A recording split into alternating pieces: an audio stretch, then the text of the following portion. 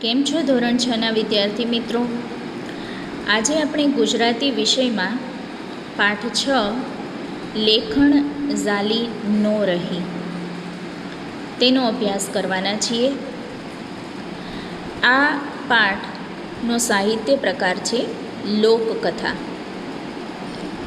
તમે અહીં તમારા પાઠ્યપુસ્તકમાં પણ જે પાઠનું નામ આપેલું છે ને તેની બાજુમાં લખી નાખજો લોકકથા. પાઠના લેખકનું નામ છે જોરાવરસિંહ જાદવ. પાઠનું નામ છે લેખણ ઝાલી નો રહી. એટલે તમને એમ થતું હશે કે આવું પાઠનું નામ કેમ છે. આપણે પાઠ સમજશું ને એટલે ધીમે ધીમે તમને ખ્યાલ આવશે. પણ આપણે થોડોક પાઠના શીર્ષકને સમજી લઈએ કે લેખણ એટલે શું. તો લેખણનો અર્થ થાય કલમ, અથવા તો તમે અત્યારે કહી શકો કે પેન. ઝાલી નો રહી એટલે હાથમાં ન રહી. આપણે ઘણીવાર કહીએ છીએ ને કોઈ વ્યક્તિ હાથમાં ન રહી, પણ અહીં પેનની વાત કરેલી છે કે પેન હાથમાં ન રહી. તો એવી કઈ વાત છે પાઠની અંદર કે પેન હાથમાં ન રહી એવું શીર્ષક અહીં આપેલું છે. એ આપણે પાઠ સમજશું ને એટલે તમને ખ્યાલ આવશે. પણ ખૂબ સરસ રીતે પાઠમાં રજૂઆત કરેલી છે લેખકે. પાઠને સમજતા પહેલાં આપણે લેખકનો પરિચય જોઈ લઈએ. તો લેખક જોરાવરસિંહ દાનુભા જાદવ ધંધુકા તાલુકાના આકરુ ગામના વતની છે. લોક સાહિત્ય ક્ષેત્રે સંશોધન સંપાદનમાં એમને વિદ્યાર્થી કાળથી જ રસ હતો. એટલે કે તેઓ તમારી જેમ જ્યારે વિદ્યાર્થી હતા ત્યારથી જ તેમને આવું લોક સાહિત્ય ક્ષેત્રમાં ખૂબ જ રસ હતો. એમણે અત્યાર સુધીમાં લોક સાહિત્યની વિવિધ કથાઓને અનેક પુસ્તકો રૂપે પ્રકાશિત કરી છે. લોક સાહિત્યની ઘણી બધી કથાઓને તેમણે પુસ્તકો રૂપે પ્રકાશિત કરેલી છે. મરદ કસુંબલ રંગ ચડે, આપણા કસબીઓ મરદાઈ માથા સાટે, લોકજીવનના મોતી વગેરે એમના લોકકથાના લોકજીવન અને લોક સંસ્કૃતિને સ્પર્શતા વિવિધ વિષયોના પુસ્તકો છે. એટલે કે તેમણે લોકકથા, લોકજીવન અને લોક સંસ્કૃતિને આધારિત પુસ્તકો લખ્યા છે. આ પાઠમાં શું વાત કરેલી છે તેનો અહીં ટૂંક સાર આપેલો છે. ભાલ પંથકની આ લોકકથામાં કહળ સંગે કરેલી દાંડાઈનો બદલો હરખચંદ કેવી યુક્તિથી વાળે છે તેનો તાદૃશ્ય ચિતાર મળે છે. એટલે કે પાઠમાં શેની વાત છે? પાઠમાં ભાલ પંથકની વાત છે. ભાલ પંથક એટલે શું? તો ધોળકા અને ધંધુકા વચ્ચેનો જે પ્રદેશ છે તેને ભાલ પંથક એટલે કે ભાલ વિસ્તાર કહેવામાં આવે છે. અને ત્યાંનો આ પ્રસંગ છે. એટલે કે ત્યાંની આ લોકકથા છે. એટલે લોકો દ્વારા કહેવાયેલી કથા હોય ને તેને લોકકથા કહેવાય. તો આ લોકકથામાં શું વાત કરેલી છે? તો કહળ સંગ નામની એક વ્યક્તિ છે અને તેમણે જે દાંડાઈ કરેલી છે, દાંડાઈ એટલે કે ચાલાકી, તેનો બદલો હરખચંદ નામના શેઠ છે એ કઈ રીતે યુક્તિથી વાળે છે તે વાત અહીં પાઠમાં સરસ રીતે રજૂ કરેલી છે. આ લોકકથામાં માનવ સ્વભાવની વિષમતાનો પણ પરિચય મળે છે. માનવ સ્વભાવમાં જે જુદી જુદી વિષમતાઓ હોય છે ને, દરેક વ્યક્તિના અલગ અલગ સ્વભાવ હોય છે તે વાત અહીં ખ્યાલ આવે છે. લેખકે ભાલ પંથકના તળપદા શબ્દોનો સુંદર વ્યવહારિક વિનિયોગ ભાષા કર્મનો ઉત્તમ નમૂનો પૂરો પાડ્યો છે. આ પાઠની અંદર લેખકે જે ભાલ પંથકના, ભાલ વિસ્તારના તળપદા શબ્દો છે એટલે કે ત્યાં બોલાતા જે શબ્દો છે તેનો સુંદર રીતે ઉપયોગ અહીં કરેલો છે. તો હવે આપણે પાઠની સમજૂતી જોઈએ. તો વિદ્યાર્થી મિત્રો, તમે તમારું પાઠ્યપુસ્તક સાથે રાખજો, કારણ કે આ પાઠની અંદર ઘણા બધા નવીન શબ્દો છે અઘરા શબ્દો છે અથવા તો જે તળપદા શબ્દોનો અહીં ઉપયોગ કર્યો છે તેનો અર્થ તમે તમારા પુસ્તકમાં જે શબ્દ આવે તેની સાથે લખતા જાઓ તો પાઠને સમજવું તમારા માટે સરળ બનશે. આ ઉપરાંત પાઠની અંદર ઘણા બધા રૂઢિપ્રયોગો અને ઘણી બધી કહેવતોનો ઉપયોગ પણ થયેલો છે. એટલે તમે જો તમારી સાથે પેન રાખશો અને પાઠની સમજૂતીની સાથે એ લખતા જશો ને તો પાઠને સમજવું તમારા માટે સરળ બની જશે. મારી તમને એક વિનંતી છે કે તમે પાઠ સમજો ત્યારે સાથે એક પેન રાખો અને એ અઘરા શબ્દોનો અર્થ સાથે લખતા જાઓ. હવે આપણે પાઠની સમજૂતી જોઈએ. તો ગુજરાત અને સૌરાષ્ટ્રના સીમાડાને અડીને ભાલ અને કનેર પંથક પાઘડીપને પથરાયેલા છે. અહીં વાત કરે છે લેખક કે ગુજરાત અને સૌરાષ્ટ્રના સીમાડાને એટલે ગામની હદને અડીને ભાલ અને કનેર પંથક આવેલા છે. અને કઈ રીતે પથરાયેલા છે એટલે કે આવેલા છે તેનો વિસ્તાર કેટલો છે તો કે પાઘડીપને. પાઘડીપને એટલે શું તો પાઘડીના પના જેટલો. પનો એટલે પહોળાઈ. તમે વિદ્યાર્થી મિત્રો પાઘડી તો જોઈ હશે. ઘણા વડીલો દાદા હોય છે એ માથે પાઘડી બાંધે છે. પાઘડીની લંબાઈ ઘણી બધી હોય છે પણ પહોળાઈ ઓછી હોય છે. તો પાઘડીના પના જેટલો એ વિસ્તાર ભાલ અને કનેર વિસ્તાર ગુજરાત અને સૌરાષ્ટ્રના સીમાડાને અડીને આવેલા છે. કુદરતની અમી દ્રષ્ટિ ઓછી હોવાને કારણે એના માટે આદિકાળથી એક કહેવત કહેવાતી આવી છે. એમ કહેવાય છે કે અહીં કુદરતની અમી દ્રષ્ટિ એટલે શું તો મહેરબાની. કુદરતની મહેરબાની અથવા તો એની મીઠી નજર ઓછી છે. કુદરતની મીઠી નજર કુદરતની મહેરબાની આ પંથકમાં ઓછી છે એટલે એના માટે એક કહેવત કહેવાતી આવી છે. આદિકાળથી એટલે શું તો કે જૂના સમયથી. અહીં લખતા જાજો વિદ્યાર્થી મિત્રો, જે પણ શબ્દોના અર્થ આવે છે તે લખતા જશો. આદિકાળથી એટલે કે જૂના સમયથી એક કહેવત આ પંથક માટે કહેવાય છે કે કપાળમાં ઉગે વાળ તો ભાલમાં ઉગે ઝાડ. જો આ એક કહેવત છે. કહેવત શું છે કે કપાળમાં ઉગે વાળ તો ભાલમાં ઉગે ઝાડ. તો તેનો અર્થ શું થાય? સાવ ઉજ્જડ જ્યાં ઝાડ અને પાન જોવા ન મળે. હવે આ વિસ્તારમાં કુદરતની મહેરબાની ઓછી છે એટલે કે ત્યાં વરસાદ થતો નથી અને એટલે ત્યાં કોઈ ઝાડ પાન નથી જોવા મળતા. અને એટલે આ પંથક માટે એવી કહેવત છે કે ત્યાં કપાળમાં ઉગે વાળ તો ભાલમાં ઉગે ઝાડ. જો કપાળમાં વાળ ઉગે ને તો ત્યાં ઝાડ ઉગે ભાલમાં. આવી ઝાડપાન વિનાની વેરાન ધરતીને માથે કબૂતરના માળા જેવું નાનું એવું ગામડું ગામ છે. આવી ઝાડપાન વિનાની વેરાન એટલે કે ઉજ્જડ ધરતીને માથે કબૂતરના માળા જેવું નાનું એવું ગામડું ગામ છે. ગામની અંદર એક ગામની વાત કરેલી છે. ભાલ પંથકના એક ગામની અહીં વાત કરેલી છે. તો આ ગામ કેવું છે તો કે નાનું એવું ગામ છે. ગામમાં રાજપૂત, દરબાર, કણબી, ભરવાડ અને વસવાયા વરણના 501 ખોરડા છે. એટલે કે ગામમાં કેટલા ઘર છે? ખોરડા એટલે ઘર, નાના ઘર. તો અલગ અલગ જ્ઞાતિના અહીં આપેલી છે.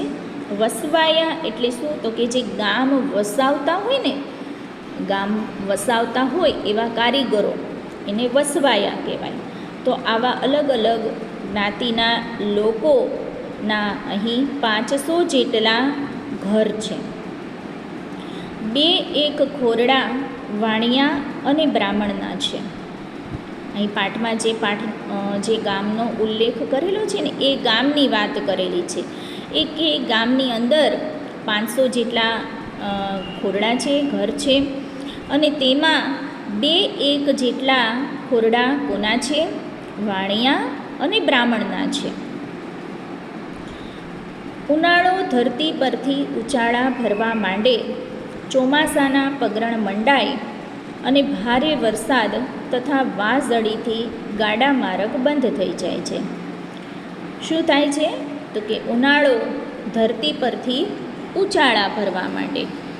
જો અહીં ઉચાળા ભરવા માંડે અને પગરણ માંડવા એ બંને રૂઢિપ્રયોગ છે. વિદ્યાર્થી મિત્રો અંડરલાઈન કરજો. ઉચાળા ભરવા અને પગરણ માંડવા એ બંને રૂઢિપ્રયોગો છે. ઉચાળા ભરવા એટલે શું? તો કે ઉચાળા ભરવાનો અર્થ થાય કે ઘર બહાર ખાલી કરી અને નીકળી જવું. અને પગરણ માંડવા એટલે શરૂઆત કરવી. તો અહીં કોના સંદર્ભમાં વાત કરેલી છે? ઉનાળા અને ચોમાસાના. એટલે કે ઉનાળો જવાની શરૂઆત થાય અને ચોમાસાની ઉનાળો જવા માંડે અને ચોમાસાની શરૂઆત થાય અને ભારે વરસાદ તથા વાઝડીથી ગાડા માર્ગ બંધ થઈ જાય છે. એટલે કે જો ભારે વરસાદ થાય અને વાઝડી એટલે કે ખૂબ પવન ફૂંકાય, વાવાઝોડું જેવું થાય તો ગાડા માર્ગ બંધ થઈ જાય છે. એટલે કે ગાડાને ચાલવાનો રસ્તો, ગાડા માર્ગ એટલે શું? ગાડાના જવા આવવાનો રસ્તો એ બંધ થઈ જાય છે. મોરિય ગામના ખેડૂતો તાલુકા મથકે હટાણું કરવા જતા અને 3-4 મહિના ચાલે એટલી જીવન જરૂરિયાતની, ખેતીની અને ઘર વપરાશની સટર પટર ચીજ જણસોની ખરીદી કરી ઘરમાં સંઘરી રાખતા એ સમયની આ વાત છે. આ કયા સમયની વાત છે? પાઠમાં જે વાત કરી છે કે મૌર્ય સમયની. મૌર્ય એટલે શું? પહેલાંના સમયની. મૌર્યનો અર્થ થાય પહેલાંનો સમય. પહેલાંના ગામના જે ખેડૂતો હતા એ તાલુકા મથકે હટાણું કરવા જતા. હટાણું એટલે શું? ખરીદી. અને 3-4 મહિના ચાલે એટલી જીવન જરૂરિયાતની, ખેતીની અને ઘર વપરાશની સટર પટર એટલે કે પરચુરણ ચીજ જણસોની ખરીદી એટલે ચીજ વસ્તુની ખરીદી કરી ઘરમાં સંઘરી રાખતા એ સમયની વાત છે. એટલે કે વિદ્યાર્થી મિત્રો ગાડા માર્ગ બંધ થઈ જાય ને એ પહેલાં લોકો અગાઉથી ખરીદી કરી આવે. 3-4 મહિના ચાલે ને એટલી ખરીદી ઘર વપરાશની બધી કરી આવતા. મહેનત મજૂરી કરી 2 પાંદડે થયેલા કહળ સંગ ગાડું છોડીને ધંધુકે હટાણું કરવા ગયા છે. હવે પાઠ શરૂ થાય છે કે મહેનત મજૂરી કરીને 2 પાંદડે થયેલા. અહીં ફરીથી રૂઢિપ્રયોગ આવ્યો છે. 2 પાંદડે થવું એટલે સુખી સંપન્ન થવું. એટલે કે મહેનત મજૂરી કરી અને સુખી થયેલા કહળ સંગ એ વ્યક્તિનું નામ છે. કહળ સંગ પોતાનું ગાડું જોડી અને ક્યાં ગયા છે? ધંધુકા ગયા છે, હટાણું કરવા ગયા છે, એટલે ખરીદી કરવા ગયા છે. હમણાં આપણે વાત થઈ ને કે 3-4 મહિનાની ખરીદી એકસાથે કરી આવે, તો એ જ રીતે કહળ સંગ પણ ખરીદી કરવા ગયા છે. સુલેમાન ઘાંચીની ઘાણીએથી 2-3 ડબ્બા તલના તેલના, મોદીની દુકાનેથી દેશી ગોળની ભેલીઓ, દાળ ચોખા, મીઠું, મરચાં, લસણ, ડુંગળી અને બટેટાના કોથળા ને બીજું આઘું પાછું ખરીદ કરી ગાડામાં મૂક્યું. હવે અહીં કહળ સંગે શું ખરીદી કરી છે એ આપેલું છે. પ્રશ્નમાં પણ પૂછાઈ શકે છે કે કહળ સંગે શું ખરીદી કરી?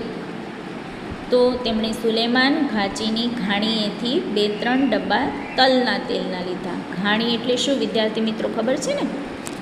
ઘાણી એટલે જે આપણે તેલ પીસવાની હોય ને જગ્યા, એને ઘાણી કહેવાય. ત્યાં બળદ ફરતે ફરતા હોય અને વચમાં તલ નાખી અને એમાંથી તેલ પીસાતું હોય છે, એને ઘાણી કહેવાય છે. તો એવી રીતે તેમણે પણ સુલેમાન ઘાંચીની ઘાણીથી 2-3 ડબ્બા તલના તેલના લીધા, મોદીની દુકાનેથી ગોળ લીધો, ભેલ્યું એટલે કે ગોળની નાની ચાકી લીધી, દાળ, ચોખા, મીઠું, મરચાં, લસણ, ડુંગળી અને બટેટાના કોથળા અને બીજું આઘું પાછું એટલે કે બીજું થોડું ઘણું તેમણે ખરીદી કર્યું. રાંધવાનો ભરડો દઈ ને ગાડું ગામના માર્ગે વહેતું કર્યું. હવે એમણે બધી ખરીદી કરી લીધી. પછી તેમણે શું કર્યું તો કે રાંધવાનો ભરડો લઈ અને ગાડું એણે રસ્તા પર ચાલતું કર્યું. રાંધવાનો ભરડો એટલે શું કરવું તો કે રાંધવું એનો અર્થ થાય દોરડો. હવે જે ગાડાની અંદર જે બળદો બાંધેલા હોય છે એમને બળદોને દોરડાથી બાંધેલા હોય છે એને રાંધવું કહે છે. તો એ રાંધવાનો ભરડો દઈ અને એણે બળદોને ચાલતા કર્યા. ગાડું દોડાયું માર્ગે. ત્યાં 2 મણ કપાસિયાનો કોથળો માથે મૂકીને પવનના વંટોળિયાની જેમ વહ્યા આવતા હરખચંદ શેઠે સાદ દીધો. તેમણે ગામના રસ્તે ગાડું ચાલતું કર્યું. બરાબર થોડુંક આગળ ગયું ત્યાં કોણ તેમને મળ્યું? હરખચંદ શેઠ. હરખચંદ શેઠ 2 મણ કપાસિયાનો કોથળો માથે મૂકીને જઈ રહ્યા હતા. કઈ રીતે જઈ રહ્યા હતા? પવનના વંટોળિયાની જેમ જઈ રહ્યા હતા. ખૂબ ઝડપે એ આવી રહ્યા હતા અને તેમના માથા પર 2 મણ, વિદ્યાર્થી મિત્રો 2 મણ એટલે 40 કિલો, 1 મણ એટલે 20 કિલો અને 2 મણ એટલે 40 કિલો કપાસિયાનો કોથળો. કપાસિયા એટલે કે કપાસ જેમાંથી આપણે રૂ તૈયાર થાય છે એ કપાસિયાનો કોથળો માથે મૂકીને પવનના વંટોળિયાની જેમ આવ્યા અને તેમણે કહળ સંઘને સાદ દીધો એટલે કે બોલાવ્યા. કોણ હતા એ? હરખચંદ શેઠ. કઈ રીતે તેમણે સાદ આપ્યો? એ કહળ સંઘ ભાઈ, ઘડી સાથ બળદિયાને તાણી ઝાલોને, આ કપાસિયાનું બચકું ઘર લગી લેતા જાવને. શું સાદ પાડીને કહ્યું કે કહળસંગ ભાઈ, ઘડી સાથ એટલે કે ઘડી વાર, થોડીક વાર તમારા બળદિયાને તાણી ઝાલોને. તાણી ઝાલોને એટલે ઘડીક એને ઊભા રાખો ને, એની લગામ ખેંચી અને ઘડીક ઊભા રાખો. શું કામ? તો કે મારા કપાસિયાનું આ બચકું છે. ખરેખર એ બચકું નાનું એવું તો નહોતું, પણ એમ કે બચકું કહ્યું. બચકું એટલે નાની પોટલી થાય કે ઘર લગી એટલે ઘર સુધી તમે લેતા જાઓ ને. તો કહળસંગે શું કહ્યું? હરખચંદ શેઠ, બળદિયાના ગજા ઉપરાંતનો ભાર આજ ગાડામાં ભર્યો છે, એમાં તમારો કપાસિયાનો કોથળો ક્યાંથી હાલશે? એમ કે હરખચંદ શેઠ, આ બળદિયાના ગજા ઉપરાંતનો એટલે એની તાકાત ઉપરનો ભાર, કારણ કે તેને 3-4 મહિનાની ખરીદી કરી હતી એટલે ખૂબ જ ભાર હતો ગાડામાં. તો કે બળદિયાના ગજા ઉપરાંતનો ભાર આ ગાડામાં ભર્યો છે અને એમાં તમારો આ કપાસિયાનો કોથળો ક્યાંથી હાલશે? ભાઈ સાહેબ, કપાસિયા ભરીએ કોઠી થોડી વાર જ ફાટી જાય. હરખચંદ શેઠ કહે છે કે કપાસિયા ભરવાથી કંઈ કોઠી થોડી ફાટી જાય. એટલે કે મારા કપાસિયા એવી વસ્તુ છે કે જેને દબાવો એટલે ભરાતું જાય. એટલે કે મારા કપાસિયાથી કંઈ તમારા ગાડામાં કંઈ કોઈ તકલીફ નહીં આવે. ભલા થઈને આટલું બાચકું લેતા જાઓ ને, આટલું બાચકું ભલા થઈને લઈ જાઓ ને. હરખચંદ શેઠ, ગામમાં હાટડી માંડીને બેઠા છો તો માલ લઈ જવા આગવું ગાડું ભાડે કરી લેતા હો તો નરી વાણિયા વિદ્યા જ વાપરો છો. કહળસંગે શું જવાબ આપ્યો કે હરખચંદ શેઠ, તમે તો ગામમાં દુકાન માંડીને બેઠા છો, હાટડી લઈને બેઠા છો અને તમારે આવી રીતે માલને લઈ જવો હોય તો ગાડું ભાડે કરી લેતા હો તો આવી નરી વાણિયા વિદ્યા શા માટે વાપરો છો? વાણિયા વિદ્યા એટલે શું? તો કે કામ કઢાવી લેવાની ચતુરાઈ. તો આવી કામ કઢાવી લેવાની ચતુરાઈ શું કામ વાપરો છો? ગાડું એક ભાડે કરી લેતા હો તો. ભૈલા, આજ તો હાટની ખરીદી કાંઈ ન હોત. વૈદ્યના પડીકા લેવા આવ્યો હતો, પણ થયું કે ઘરે ગાય વિયાય એવી છે ને અહીં સુધી આવ્યો છું, તો લાવને કપાસિયાનો બાજકો નાખતો જાઉં. ગાડાવાળા કોઈને કોઈ હરીના લાલ મળી રહેશે. એટલે હરકચંદ શેઠ કહે છે કે ભઈલા એટલે કે ભાઈ, આજ તો હાટની ખરીદી કાંઈ હું કરવા નહોતો આવ્યો. હું કોઈ દુકાનની ખરીદી કરવા આવ્યો ન હતો. હું તો વૈદ્યના પડીકા લેવા આવ્યો હતો, વૈદ્યની દવા લેવા આવ્યો હતો. પણ એવું થયું કે ઘરે ગાય વિયાવાની છે, એટલે કે ગાય બચ્ચાને જન્મ આપવાની છે. તો એમ થયું કે લાઈને કપાસિયા લેતો જાઉં, અને એટલે મેં આ કપાસિયા લીધા છે. અને એવું થયું કે કોઈને કોઈ ગાડાવાળો હરીનો લાલ તો મળી રહેશે, કોઈને કોઈ દયાળુ ગાડાવાળો મળી રહેશે, તો એમાં નાખીને હું લઈ જઈશ.